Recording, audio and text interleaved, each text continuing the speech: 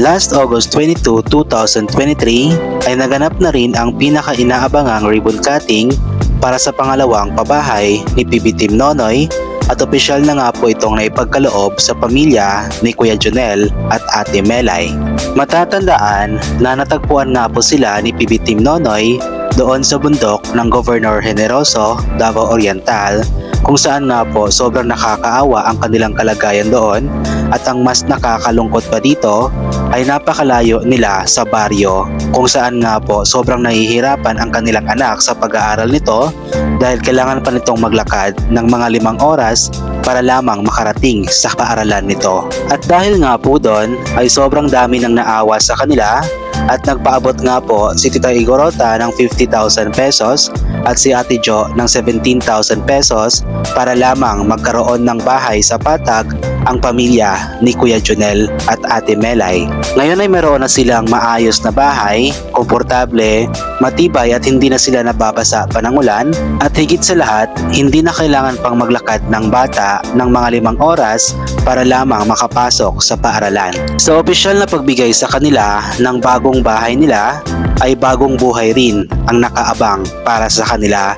Kaya sobrang laki talaga ng kanilang pasasalamat dahil hindi talaga nila inakala na magkaroon sila ng ganito kalaking blessings.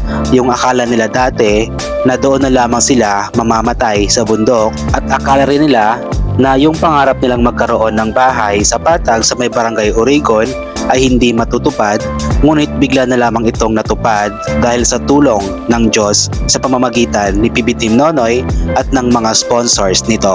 Yung kahit hindi man sila kilala sa personal ng mga taong tumulong sa kanila, ay hindi pa rin sila nagdalawang isip na tulungan ang pamilyang ito dahil nga sobra silang naawa sa kalagayan ng pamilya nito doon sa tuktok ng bundok.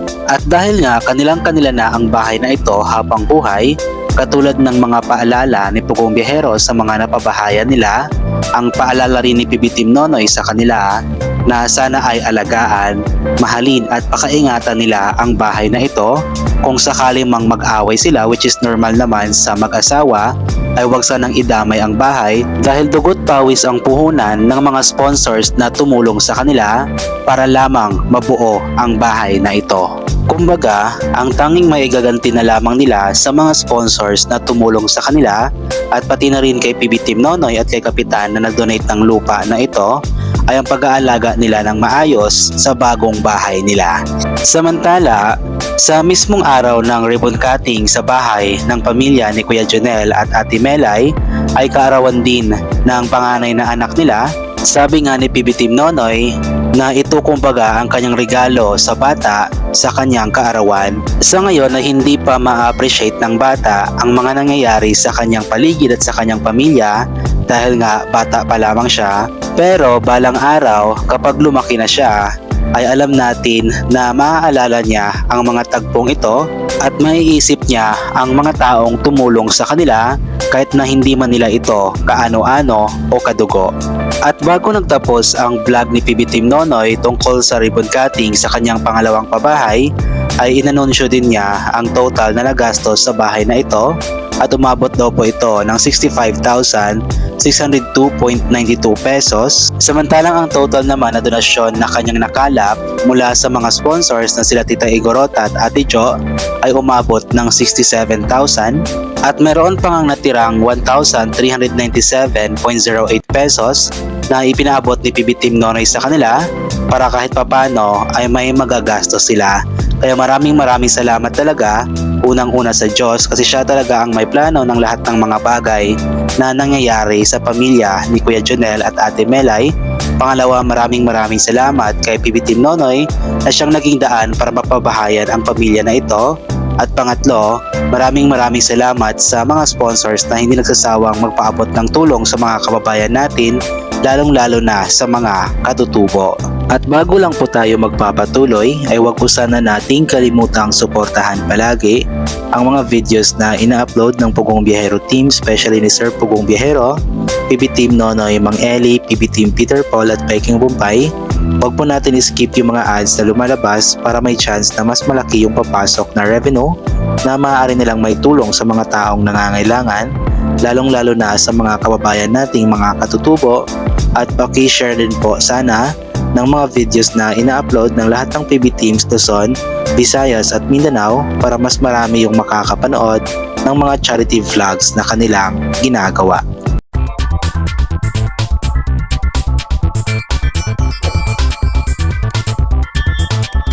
At sa ating pagpapatuloy ay magbabasa po tayo ng ilan sa mga komento sa naging ribbon cutting sa bahay ng pamilya ni Kuya Jonel. Unahin po natin itong komento mula kay Margarita. Margarita, salamat Kuya Noy.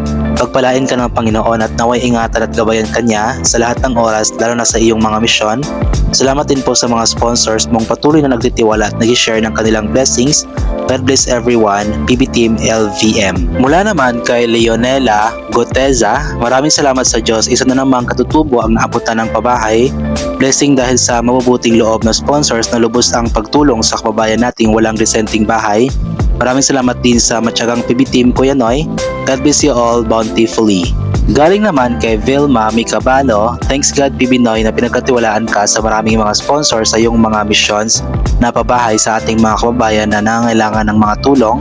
God bless all your ventures PB Noy and your family.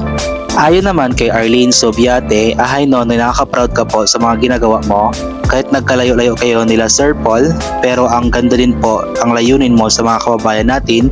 Sigurado ako na masaya si Sir Paul sa iyo ngayon dahil sinusunod mo rin mga layunin niya.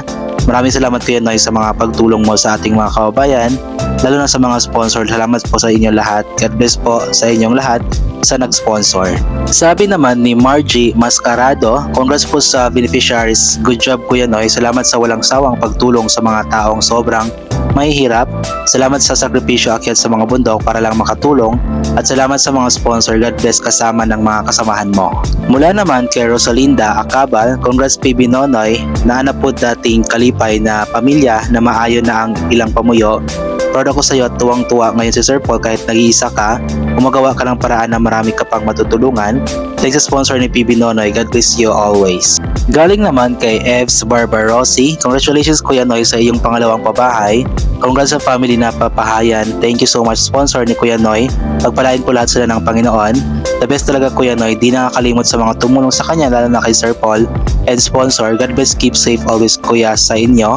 Kudos kay Kapitan na nag-donate din ng lupa. At ayon naman kay Apple M, wow, congrats sa family ni Kuya. Ang ganda ng bahay at cute, hehe. Malamig sa mata tignan. Salute ako sa PB Team Nonoy Panday. Mapalikod harap ang ganda. Ate magtanim ng halaman at gulay sa likod ng bahay nyo. Wow, may pang-apat na pabahay. Abangan ko yan Kuya Noy.